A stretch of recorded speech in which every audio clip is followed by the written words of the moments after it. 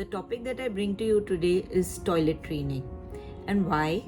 Because of all the doubts and myths and queries that run around this topic. So I want to ask all of you who are listening to this video today that according to you, what is toilet training? Think about it. So toilet training does not mean that the child should know to remove his pampers, go up to the washroom, do something there, flush and come back. Toilet training is just a phase where a child learns that there is a specific spot where he's supposed to pass his stools or urine. That spot could be anywhere that you choose it to be. And so, when do you think your child would be ready to do it? It is very clear. The moment a child understands that other things in the house also has a specific place, and the first indication might just be that he picks up his toys and puts it in his toy cupboard. That is the time you should understand that okay, maybe my child knows that each and everything has its own specific place. That is the time maybe your child is ready for toilet training, which could be anywhere after 18 months to 3 years, even at 3.5 to 4 years is fine. And why, first of all, should we not insist on early toilet training? That is because it does not become training, it becomes a reflex. Many parents come and tell me that whenever I take my 9-month-old or a 10-month-old to the basin, he or she knows that she has to pass urine there. But is that training or is it a reflex? Think about it. A body can get conditioned, yours, babies, even animals for that matter, to do specific things when it becomes habituated in the mind. So if a 10-month baby is passing urine every time you take him or her to the basin, it does not mean that he or she is trained. So don't be under that misunderstanding or that myth again. And so this is the first point that I want to emphasize in this video, that there is no timeline when a child should be toilet trained.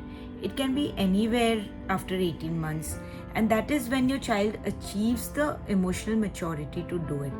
Child will give you an indication, like I told earlier, he or she will put the toys in its own place, or she might tell you that she might indicate that she doesn't like to be wet, or just before she passes in her pampers, she might start screwing up her nose, and you will know when your child is ready. That is the time we start training. The second important point that I want to emphasize is there is no fixed duration in which your child will learn to get toilet trained. So don't be hasty and don't get angry that it's not happening in a day, 1 month, 2 months. It can happen anytime. Even after being toilet trained, there'll be time when there would be lapses, but that's fine. The next question that comes is, how do we do it? Now, how to do it can be variable according to the family's culture, social behavior, and lots of other things. Dr. Google would give you lots of answers, but you as a parent of a child knows best how your child would be able to learn this particular behavior.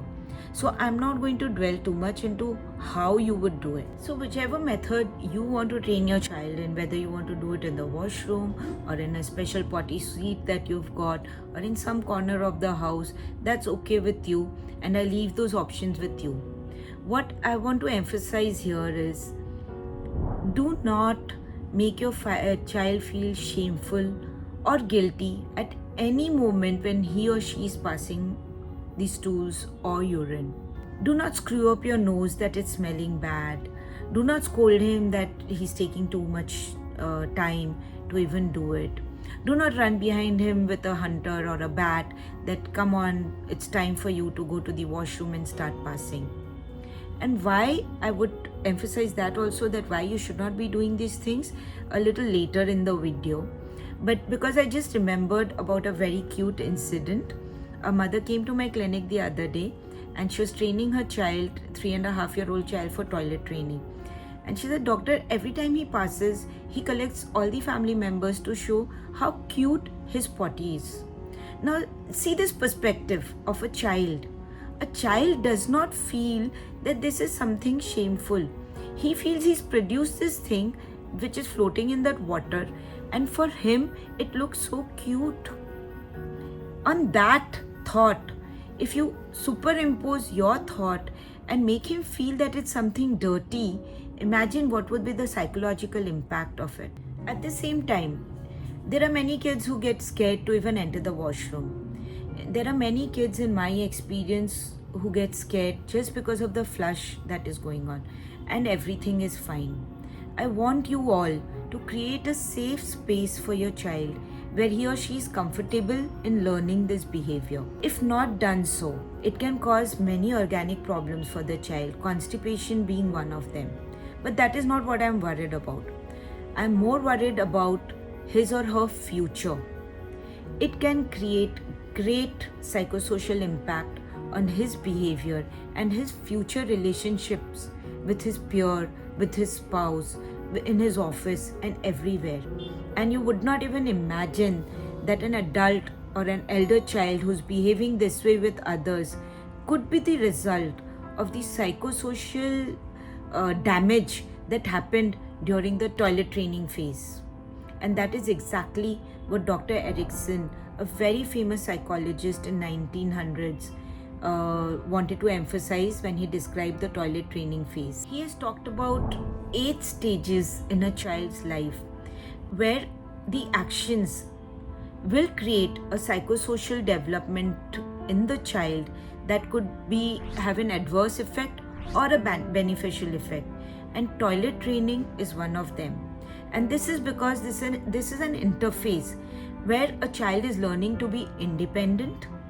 He or she has learned to be free of the need of diapers or of you as a parent, and he wants to be independent, but at the same time you are the only one who will be responsible if there is any shame or guilt which gets ingrained into a child's mind at this time. It can be as simple as screwing up your nose when your child is passing stools, and that smell is kind of offending you, and you will realize that your child gets constipated for the next 3 days. So this is the second most important point I wanted to emphasize in the video, and I sincerely hope that it has created some ease in your journey through this toilet training, and maybe it has created some ease in your child's life in future. Watch out for the next video. We'll have a clinical psychologist speaking on certain growing stages very soon. Bye.